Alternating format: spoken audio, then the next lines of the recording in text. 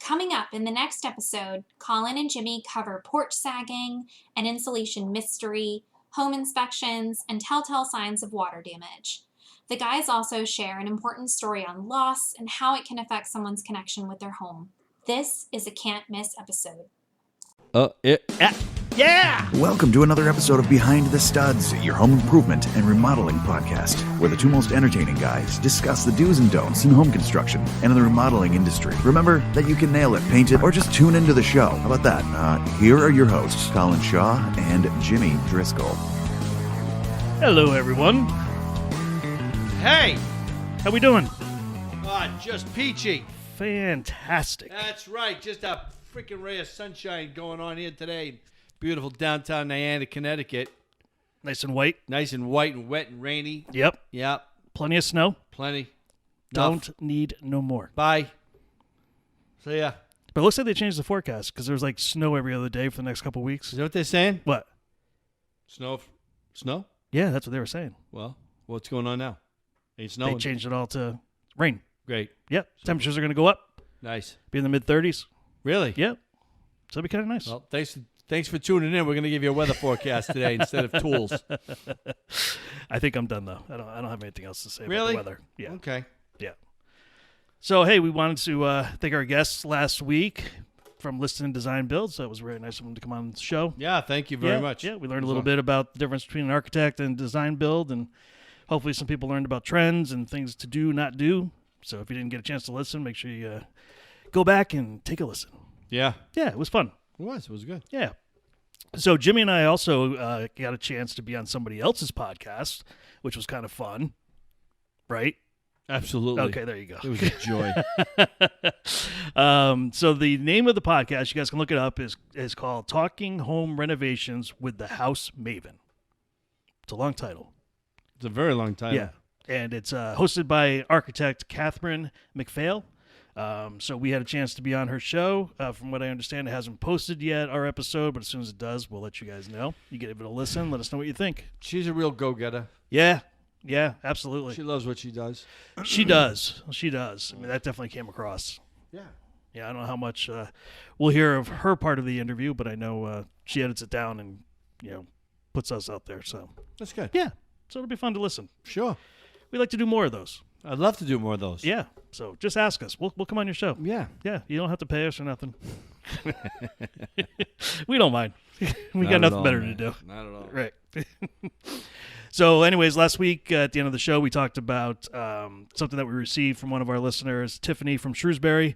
She has a front porch on an old house, and from what I can gather from everything that she said, and we looked at pictures, both Jimmy and I looked at this, it looks like it's a span of about 35 feet. And there's a beam that goes across, which she claims has been up there probably for about 100 years. And it sits on rock columns on either side. And, definitely from looking at the photos and everything else, and from what she said, 35 feet's a long span. Way too long for that. And that beam looked to be no bigger than a 2x12. So that's definitely not enough to carry. Yeah, load. and it's pretty amazing. And it's been up there for how long? I think she said it's got 100 years. Yeah. So And it's still there. it's still there. Yeah. So, Jimmy and I kind of went back and forth, and we were trying to decide what we think the best solution would be for her.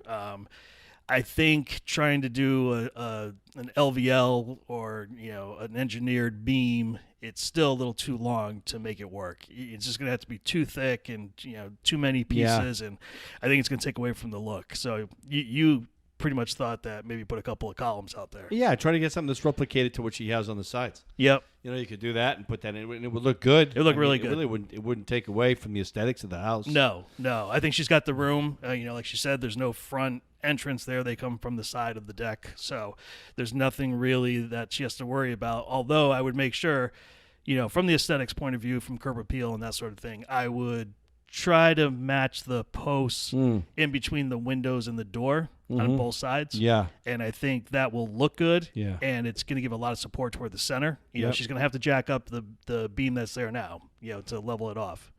Yeah, she's got to support it down below the porch too, of course. Yep. Put up a temporary wall and everything else, and get that thing, moved up. And once it's in place, you should be good to go. I didn't see that on the bottom of the porch. What's going on underneath the porch? What kind of structure does she have under that? She didn't show anything. if she had pylons every 8 feet Yep. to hold because the porch didn't seem like it was sagging. Mm. You know. Yep. So if the floor is supported, that's Yep. good. Then Should be good. I remember we had I was working with Erin, and we had the same issue, Mm-hmm. but it was all rotting from underneath. Okay. It was a brand new house, but the underneath the porch had nowhere to breathe. It was all enclosed. Oh. So the water was running. So it was Trex decking, Mm-hmm. pressure treated boards underneath, Yep. but it would rain. It could, it was exposed. Right.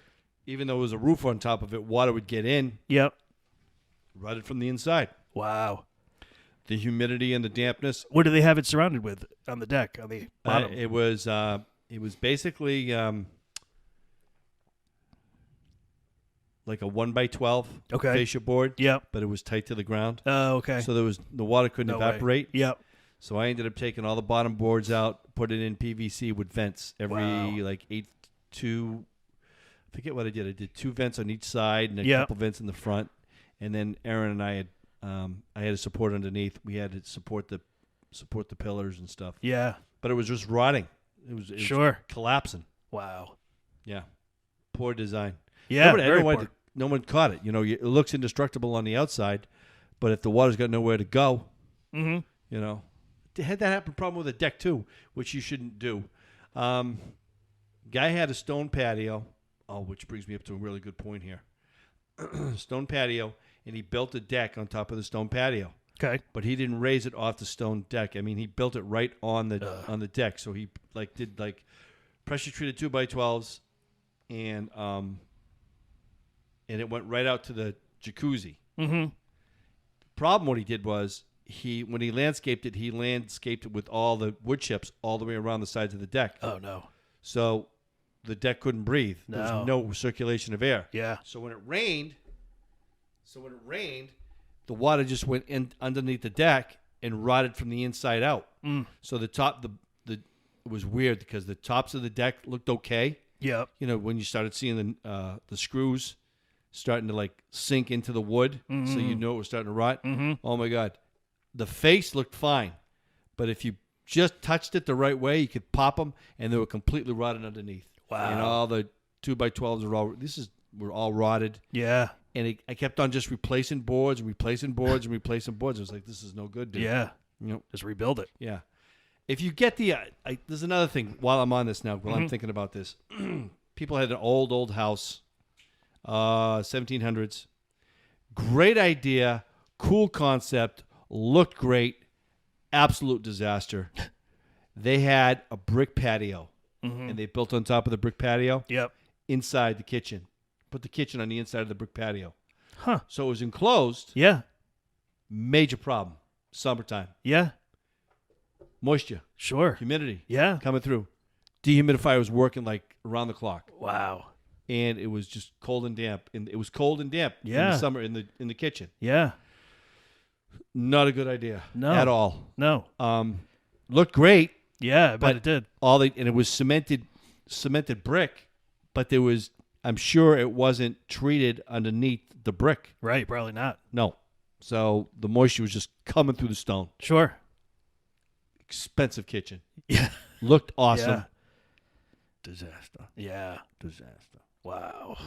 Remember that. That's a lot of money to fix that too. Yeah, so actually, if you're going to build a deck on top of a stone patio, you need to raise it off the deck, off the patio a little bit, Mm-hmm. and you got to have circulation. Whether you put vents in off the sides, air's got to get in, get out. That's a major thing because it will rot. I don't care if you use pressure treated boards on the outside and you're using Trex on the top. I've seen it happen. It rots from the inside out. Yeah. So, food for thought this spring because I know people are going to want to be doing these decks and stuff. You know? Mm-hmm. Yep. Make sure it breathes. Right. Yeah, they're all about not making the house breathe anymore, but you need your deck to breathe. Yeah. Yeah. I saw something that I've never seen before. Came across this yesterday on a Monday morning, of course.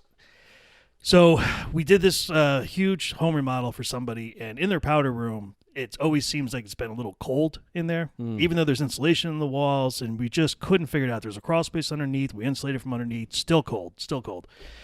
So I get a call Monday morning. Their pipes are frozen in the powder room. So I'm like, we've done this. We fixed it once before. It was like a couple of years ago, and we had some really cold weather. And we decided, you know what? At this point, we're just going to rip this wall open. So we ripped the wall open. Insulation there. It's got the plastic, for the vapor barrier. Everything looks fine. But we actually could see, when we looked, we took out some insulation. We could actually see a hole in the side of the house where wind was getting in. So upon further investigation, so I'll try to explain this so everybody understands what I'm saying. So there's the studs of the wall.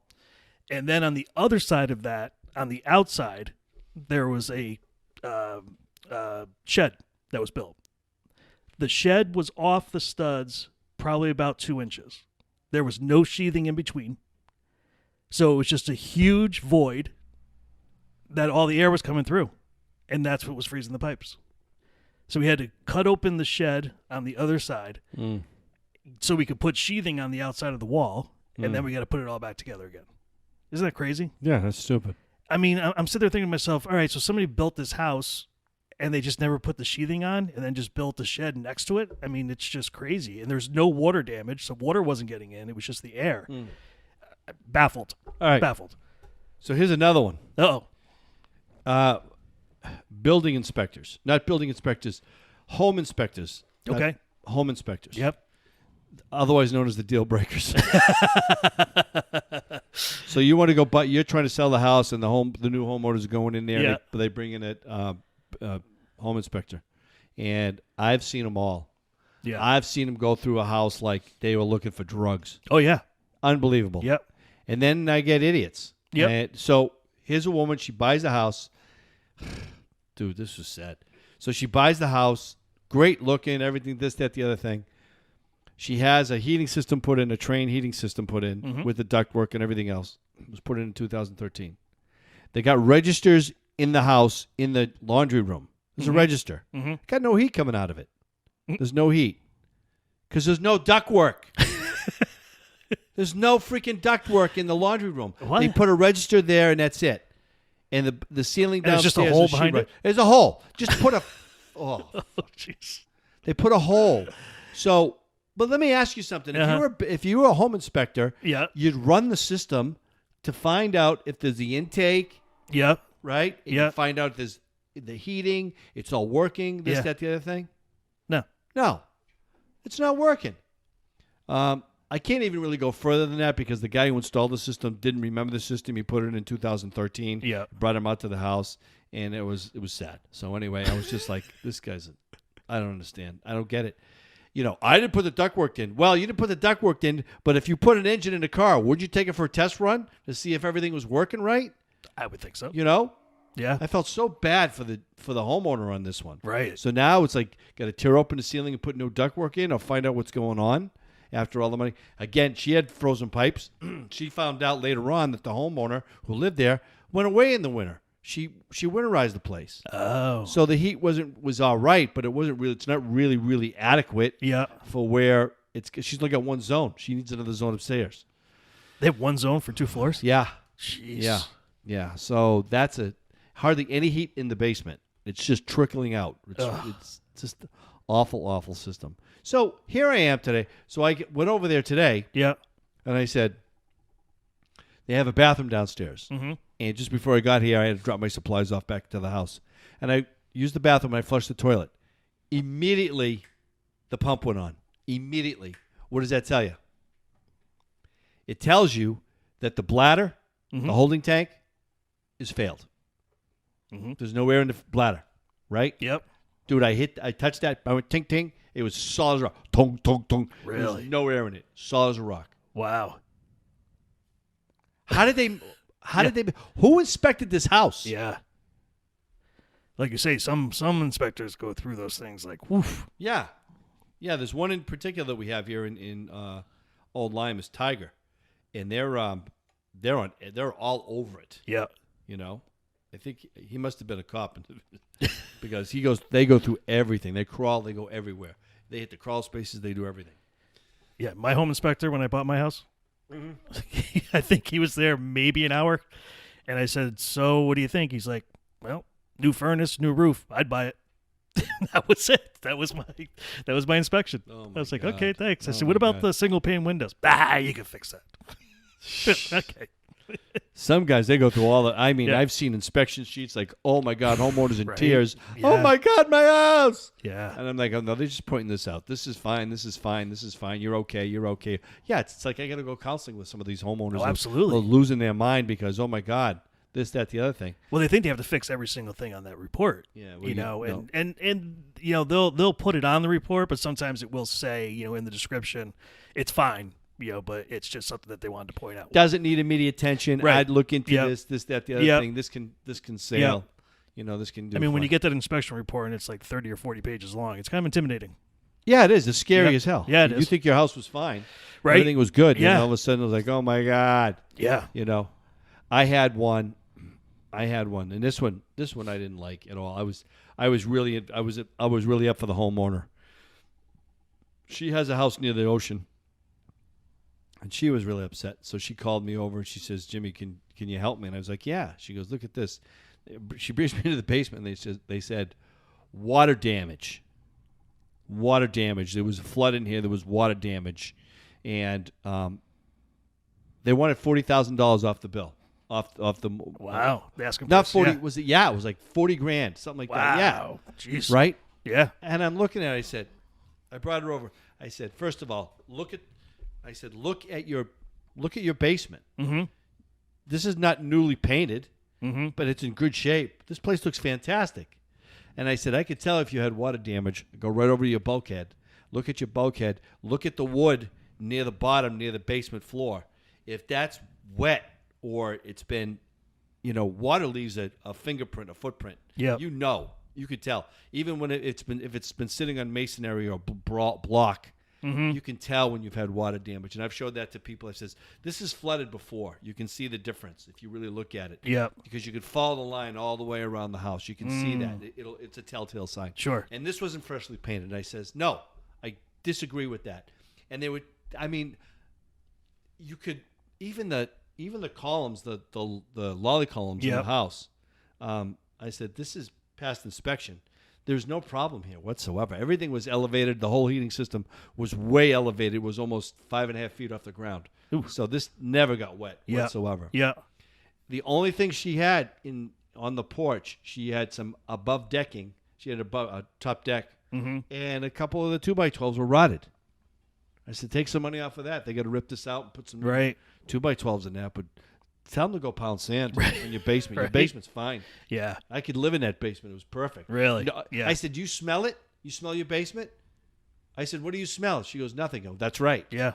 If you had you had a water, moldy you basement, know. you'd smell it. Oh, yeah. It stinks. Oh, yeah. Yeah. No, you're in good shape. I said, here's another telltale sign. When you go into the basement, this is how good your circulation is. If you have paper insulation, look at the insulation. Mm-hmm. If the craft face, which is the paper part, if you see mold on that, then you've got a little bit of a circulation problem. You have moisture down in the basement. You should address that. Yep. It was fine, dude. Yeah. And it wasn't brand new. I mean, it was there. Huh. I said, no, I don't know who. Wow. Well, the home inspectors are for the buyer, right? Typically, Usually, yes. typically, right? Yeah. Yeah. Well, anyway. Yeah. Yeah.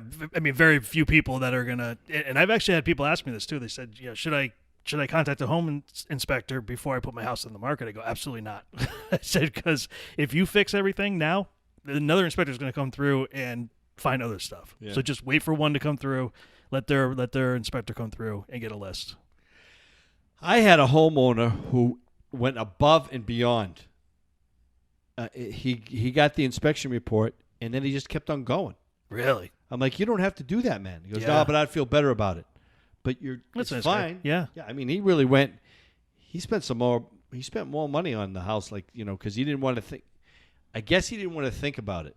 Yeah. I guess, But okay, all right, that's fine. Yeah. That's good. I think sometimes these home inspections, what they ask for. This woman had a little puddle of water. She had a breezeway. It went from the I can't believe this one. It went from the garage to her house. She had like a tunnel or a breezeway. If you had torrential rain for a day or day and a half, you would get maybe, she said, half a cup of water in this one little section on the floor. That's it. She took $13,000 off the bill. Jesus. $13,000 off they have to redo. Yeah, they got to put this this, that, the other shit. I was like, no. Oh my God. I said, don't give it to him. Yeah. No, I'm going to give it to him. I don't give it to him. I wouldn't. Oh my God. So I mean, there's some things that I do. I feel bad for the homeowners who are selling the house and Well, sometimes when they're in that position too, they need to sell the house. Right. There's usually a reason for it. It's not just, well, hey, if I sell it, great. If I don't really care. I mean, right. Once you're committed to, and invested in selling your house, it's probably easier just to give them money off, just to make sure the sale goes through. Yeah, to get out of it. Yep. And there have been other people who just said, you know what, just take it. I'm not gonna fix it. Take it off the bill. Take it off the house. Yep. And that's it. Call it a day.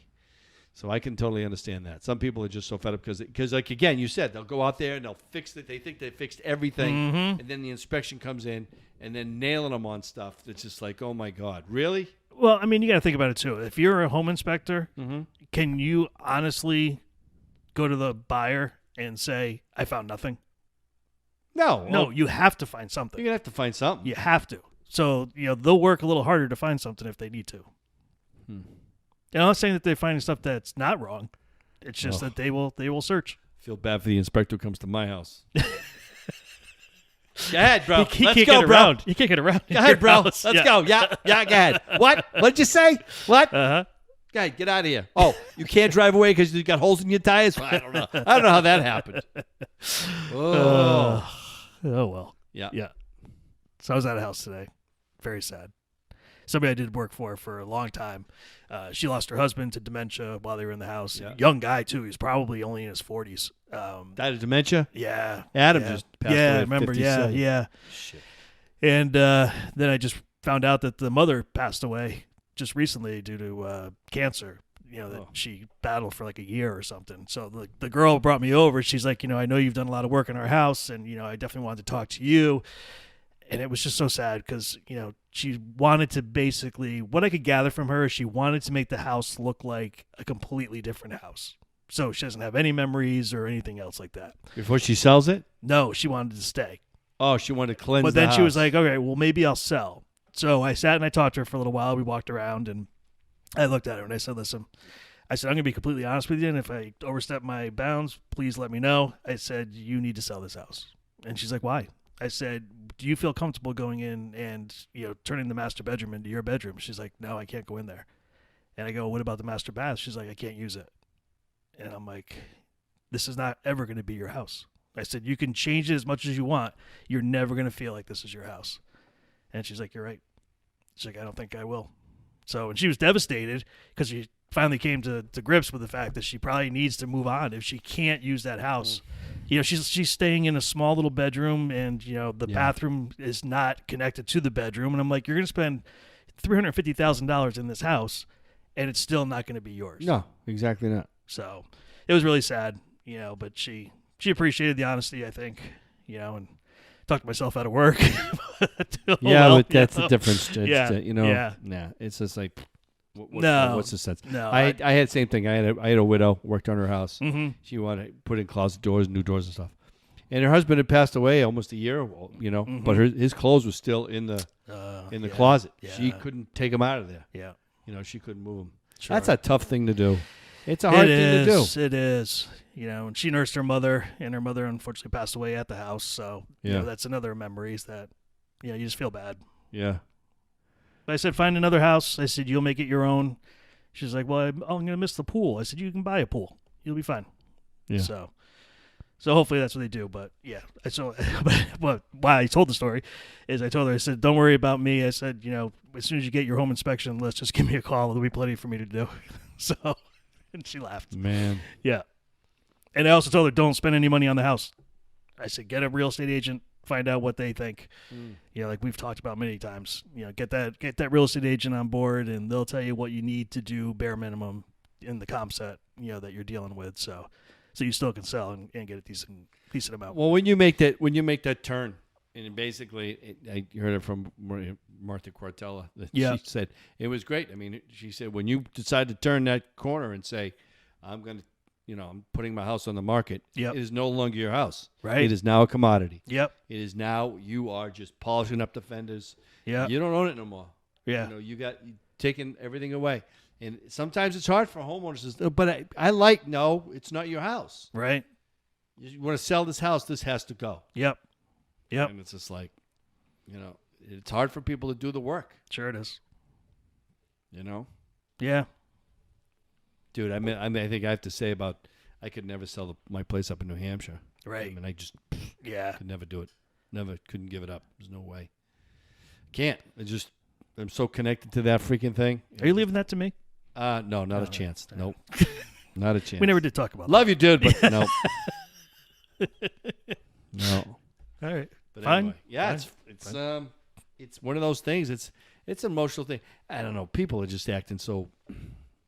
I don't know what's going on. It's just like people used to sell the house because of this, that, the other thing. Now it's like people are getting greedy. They're trying to get over, and they're getting it too. I know. Right now they are. Yeah, they're getting over, but they have nowhere to go. You got nowhere to move. You got to rent a house Right. and find something else. Yeah. And there's no rentals either. Yeah. So you're kind of screwed. You either need to sell and relocate or stay where you are. Go buy a trailer. Live in a trailer for the summer and then go south in the summer. I heard they have some nice campgrounds up in Canterbury. Shut up. Shut up. Just shut up. Oh, Boy. God. Anyway. That's a little inside joke. Yeah. Sorry. We're not supposed to do inside jokes on Yeah, podcasts. you can. Okay. People are just, Yeah. we just turned to right in this conversation. People are like, what? What? What are they What did talking he about? say? Why did he say that? Oh. Yes. So, what about that Super Bowl? Yeah, it was pretty damn good. Yeah? Yeah. Did you stay up for the whole thing? Yeah, I Yeah, did. I did too. I felt bad for Kansas City, but I at the know. same time, I was just like, look at this. Look at that old geezer go. Was he 42, 43? Which one? 43 years 43, old, and he yeah. doesn't eat mushrooms or take olive oil or tomatoes, and he's a vegan. Yep. No alcohol, no sugar, nothing. No, nothing. No. No, nothing. No. Man. And I think I'd rather watch the Super Bowl and eat sugar and all the other stuff than actually yeah, cleanse myself and play in the I Super had Bowl. wings and a couple beers, and I was like, yep, go get them. So I had wings. We had pigs in a blanket. We had coconut shrimp, veggies and dip. It was good. That's a good Super Bowl. Yeah. That's good. Nice little buffet out there. That's good. So it was good. Three different kinds of wings. What'd you do, Caleb? Made some wings and stuff just me and my girlfriend. Yeah? Nice. My parents were up in New York. Yeah. All right. So Caleb was making wings. All right. Yeah. That was it. Just That's wings. It. Wings. Making wings. And they were easy to find this year too. You know Were how they hard to sometimes find last year? I don't know if it was last year or the year before where there was like none around. You had to buy them like 2-3 weeks ahead of time because people were just taking them all. Hey, so do you know? Get back onto this because it brought up a good point. People were having Super Bowl parties outside. Yeah. Do you think there's going to be an uptick, or was there an uptick of outside patio fireplaces and stoves? Remember how they have those big kitchenette systems? Yeah, I haven't seen much. No, I haven't seen much of that at all. I mean, last summer there was, some hardscape patios and a lot of decks for some reason, because people were trying to go outside. Yeah. But I didn't see any outdoor kitchens, Yeah. I don't know. I don't know if anybody. I wonder what they'll do this summer. Hopefully we have a bunch of vaccinations by then. But You want to know a big? You want to know a big suck? And this is really, it sucks for all of us. Yep. Those material costs are never going to go down. No, of course not.